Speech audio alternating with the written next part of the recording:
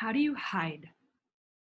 How do you hide yourself from the love that you so seek? And you might say, I don't hide myself. And I know you do. I do. We all do. And the key to opening up to the fullest experience of love is to let yourself be seen. Let's talk about how you hide and how to be seen. I'm Joanna Shakti, the Soul Love Mentor, and I am the founder of Ecstatic Intimacy and the host of the 5th annual Love Library giveaway. And the reason I'm here today is to talk about the Love Library giveaway. And I've got Don Hajicek here with me, and he's one of the contributors to the Love Library. But you might not know what the Love Library is. And it is an online event that is going on right now for a few more days where you can come and download programs, workbooks, quizzes, meditations, all kinds of things, an entire digital library that you can download onto your devices, your hard drive, to help you transform your love life, no matter whether you're single, partnered, or somewhere in between. All the resources that you need to take your love life to the next level, you can find them in the Love Library. So go to lovelibrarygiveaway.com and get your free access pass. And in a moment, you'll know why I'm saying go download Don's gift, and then look at all the other gifts that are there and download the other ones that are in support of you, because I am honored to introduce Don, and Don has had a beautiful impact in my life and in the lives of so many men and women. So Don, let me ask you to introduce yourself as one of the contributors to the Love Library and your mission in the world and your gift. Thank you for having me here, first of all, and for having me in the Love Library. My name is Don Hajicek, and I always hesitate to introduce myself as a photographer because it's really more of my modality towards something larger, and that is helping men and women rediscover and reclaim and reveal their authentic feminine, masculine, wherever that mix is for them. And my free gift has to do with the rediscovering part. It's the Diamond Facets Workbook, and it helps people. This is the feedback I've gotten from people that use the workbook. They go through and they say, you know, I forgot about this part of myself that's actually really important. Either they forgot about it, or because they're so busy taking care of everyone else in their lives and everything else in their lives, or it's something that they've shoved down deep inside due to trauma, which is actually even more common. Or it's something that they, they know it's there somewhere, but they're afraid to let it out because they're afraid no one will see it, is actually a huge thing. And when you're talking about love and having an intimate relationship with people, that's the sweet spot, right? Is to let ourselves show up in that way. Oh, so much so, so much so. And we're so afraid, my opinion, I see this all the time in the clients that I work with, so afraid of not being seen, or if we are seen, being rejected. Right. And the truth is, and I won't go into it in this place, but I know you know this, is that when we hold as powerful and sacred who we are, rejection can't hurt us. Right. And this thing we run from traps us inside, and we can't be ourselves. Mm-hmm. Well, many of my clients will say, they have a fear of trying to let something show up. They hope it's there or they think it was there. And in talking with them, I say, I know that this exists within you. If you're a human being, you have sensuality, sexuality within you. And I know people have been through a lot. And I work with survivors. I work with survivors of sexual trauma. And it's there. That cannot be taken away from you. And it's having a safe space to explore and express these parts of yourself and say, actually, that is here. And it's much more simple, I think, than people think it is. But I do these speeches and presentations all over the world. And at the end of every one of these presentations, someone will come up to me, usually more than one person, and say, I'd really love to work with you, but I look at the people in your slideshow, and they're so beautiful, and they're so this, and they're so this, and I'm afraid I'm not going to show up that way. I don't want to be the one that didn't make it into the slideshow. It's fascinating that I hear this every time, but I do.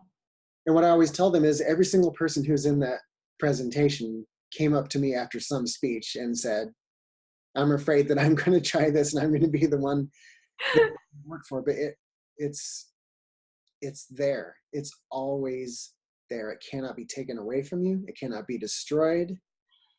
It's having a safe place to look for it, right? To let it, to go deep enough that it creates the space for it to actually express itself. And it's true for men and women both. Now, I found that in my work with men and women, the women are more, they're more connected to my overall message of being seen. With men, it's not so much they want to be seen, but they want to be appreciated. And it's kind of the same, it's the same thing with different words that matters. It matters to them. But it's for men, it's more letting those things that I know that I'm this, I know that I'm decisive, or I know that I'm, you Yes. know, and to create a space where they can say, wow, I actually see this photograph of myself or see myself, whether it's through the camera lens or not. And I see that I am a decisive man.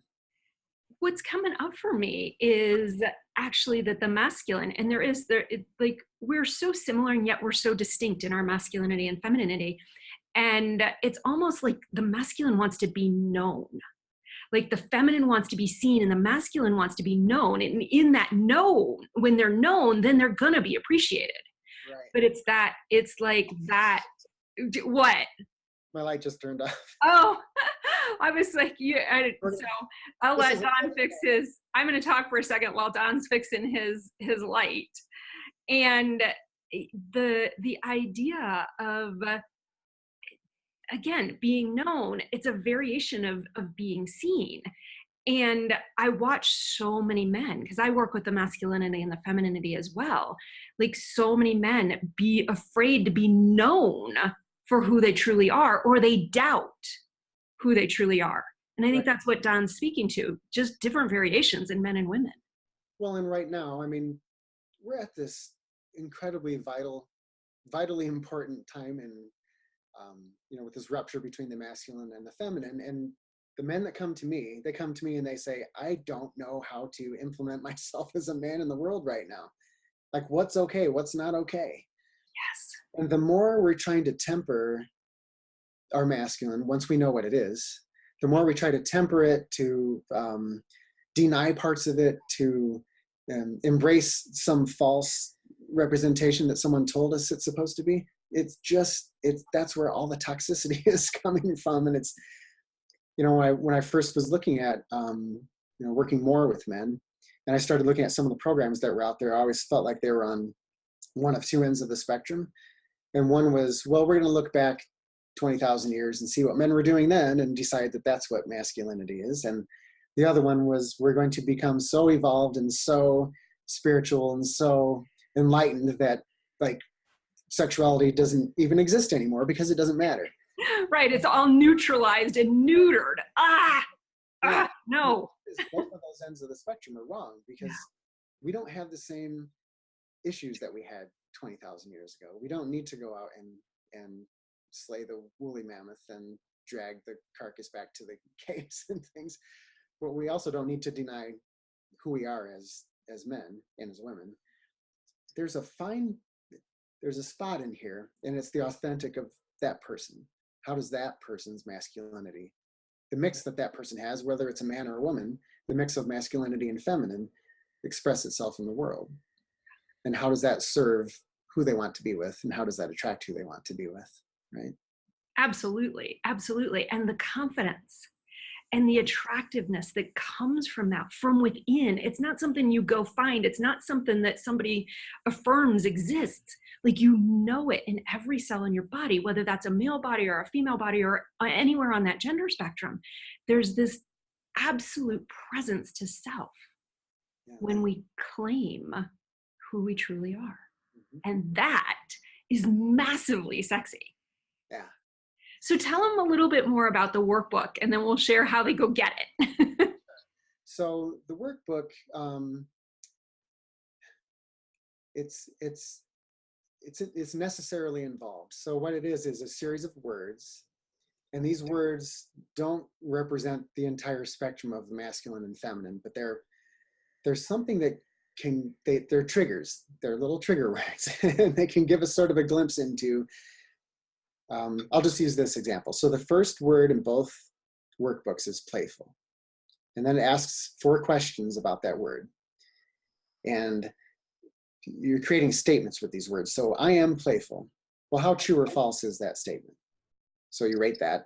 I don't know how much detail you want with the workbook, but And let's give them a little bit more, but then I want to have them go get it right. and actually do it. What happens is when people get to the end of the workbook, there's some questions at the beginning, and then there's this series of words. And that's always in every workbook submission that I receive from them. It says, I can't believe what I found out when I went through this whole workbook. Because they're not expecting it to really be much, but boy, once you start thinking about how, not just how you're showing up, not just how you want to show up, but why are those two things often different?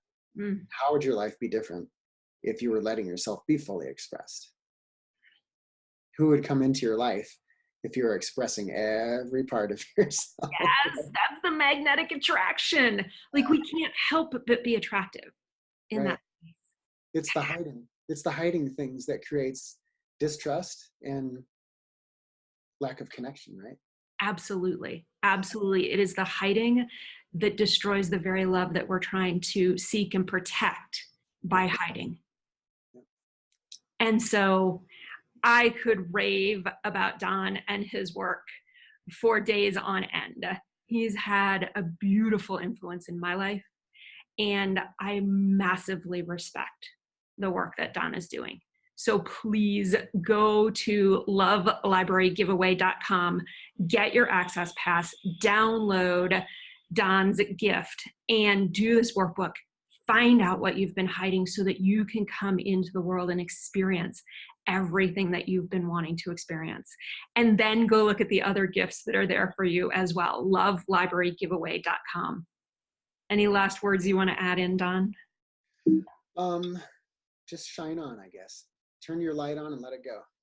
Yes, like the brilliance. And I use that word with both masculine and feminine, like the power of your brilliance. Go discover it. Visit the Love Library. I'm Joanna Shakti. This is Don and I always say your name wrong, Don. Yes. And so in the Love Library, we'll see you there, and many blessings on your journey. Let yourself be seen.